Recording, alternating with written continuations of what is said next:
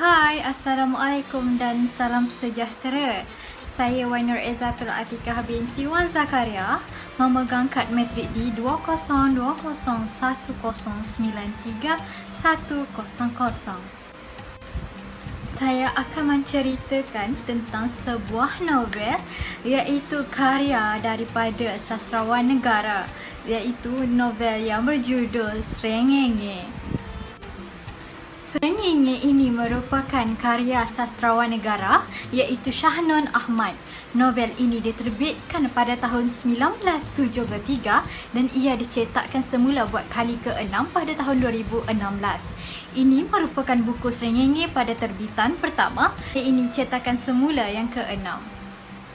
Novel Srengenge ini merupakan salah satu novel yang terpilih buat diterbitkan semula mewakili novel-novel pada tahun 1925 hingga 1996. Novel-novel terbaik sepanjang abad 20. Menarik bukan? Srengenge menurut Shahnun Ahmad berasal daripada perkataan Jawa kuno yang bermaksud matahari. Tapi dalam novel ini, Srengenge adalah nama bagi sebuah bukit di sebuah kampung, Bukit Srengenge. Wujudan sebenar Bukit Srengenge dalam novel ini dapat dilihat di Sik Kedah, tempat kelahiran penulis Shahnun Ahmad. Penduduk kampung di Sik itu memanggilnya dengan nama Bukit Enggang. Dari nama Enggang itu, Shahnun Ahmad menukarnya dengan nama Srengenge. Novel Srengenge ini telah diterjemahkan ke dalam pelbagai bahasa lain, antaranya bahasa Inggeris, bahasa Rusia dan Thailand. Yang menarik tentang novel Srengenge ini, tentulah pertama-tamanya adalah nama Shahnun Ahmad itu sendiri. Satu nama besar dalam penulisan negara. Srengenge membawa konflik antara manusia dengan unsur-unsur animisme. Kampung Kaki Srengenge, sebuah kampung di mana penduduknya rata-rata bekerja menyara hidup sebagai pensawah. Sementara menunggu masa padi untuk dituai, inilah novel Srengenge ini dibentuk dan dikembangkan. Sambil menunggu itulah penduduk kampung mengisi masa dengan aktiviti-aktiviti seperti menepuk pelanduk, menggetah puling atau punai, meracik tekur, menjebak landak di Bukit Srengenge ini. Konfliknya timbul apabila watak utamanya Awan Cik Teh melahirkan hasrat untuk menuntuh, menebas, memugar, membersihkan Bukit Srengenge ini. Bukit Srengenge yang menjadi tempat kebanyakan penduduknya menghabiskan masa lapang, menepuk, menggetah, meracik dan menjebak, hasrat Awan Cik Teh itu sudah pasti mendapat tentangan yang maha besar dari sekalian warga kampung. Sebagai penulis yang hebat, Shahnun berjaya mengembangkan cerita ini menjadi yang sangat menarik dengan hanya menjadikan Bukit Srengenge itu sebagai bahannya. Tentangan terhadap hasrat Awan Cik Teh itu berpunca daripada beberapa sebab dan keadaan.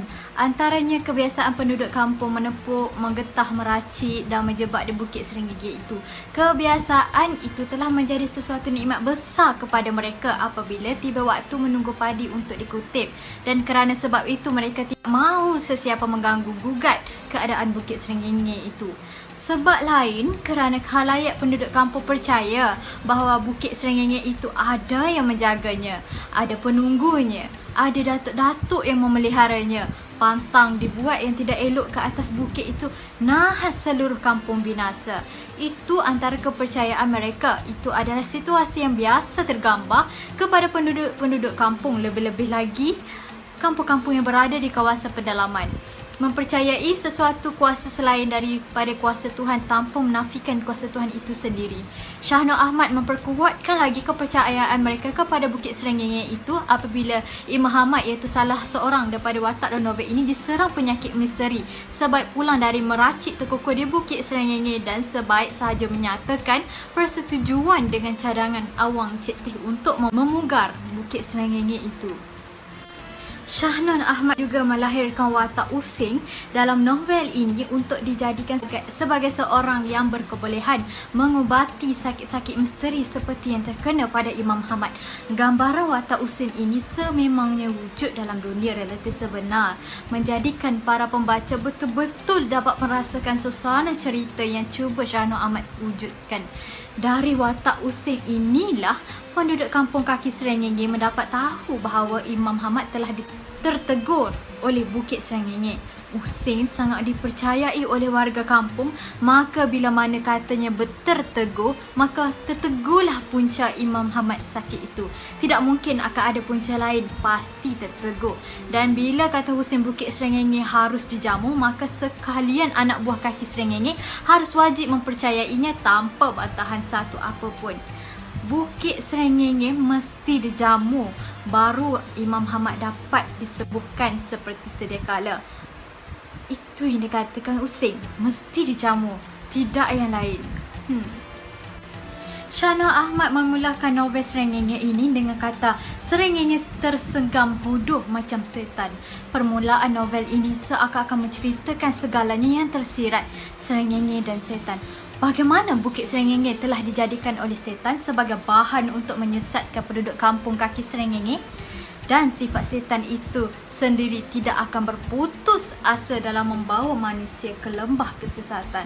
Imam Hamad ditakdirkan meninggal dunia walaupun selepas Bukit Serengenge dijamu, tapi penduduk kampung kaki Serengenge tetap mempercayai kuasa datuk-datuk yang menjaga Bukit Serengenge, tetap memuliakan Bukit Serengenge sehingga sesiapa yang mencuba memogar Serengenge diibaratkan seperti meruntuhkan madrasah, mencabut batu nisan, mengoyakkan Al-Quran. Sampai begitu sekali kepercayaan mereka, dan pasti Imam Hamad telah melakukan kesalahan besar kepada Bukit Serengenge sehingga begitu sekali balasannya. Jangankan kata mahu memurka, berniat sahaja pun sudah seperti ibarat membunuh diri. Membaca novel Serengenge ini memberi satu rasa kepuasan yang berganda, lebih dari kepuasan membaca novel-novel yang lain. Kerana itu, saya memilih novel Serengenge ini sebagai novel pilihan saya untuk menyelesaikan tugasan saya, iaitu bedah buku. Yang lagi istimewa apabila Serengenge dijadikan sebuah telefilm sehingga dinobatkan sebagai telefilm terbaik pada tahun 2018. Mari kita saksikan. RTM mengucapkan tahniah khas buat telefilm Serengenge. Merangkul 3 anugerah telenovela 2018 dalam kategori telefilm terbaik. Pengarah telefilm terbaik Mahmudin Ibrahim. Dan penulis skrip telefilm terbaik Wan Mahani Wan Hassan. Patutlah habis lari ke pokok jalan tu. Semoga kejayaan ini menjadi inspirasi buat semua. Setinggi-tinggi tahniah daripada kami di RTM.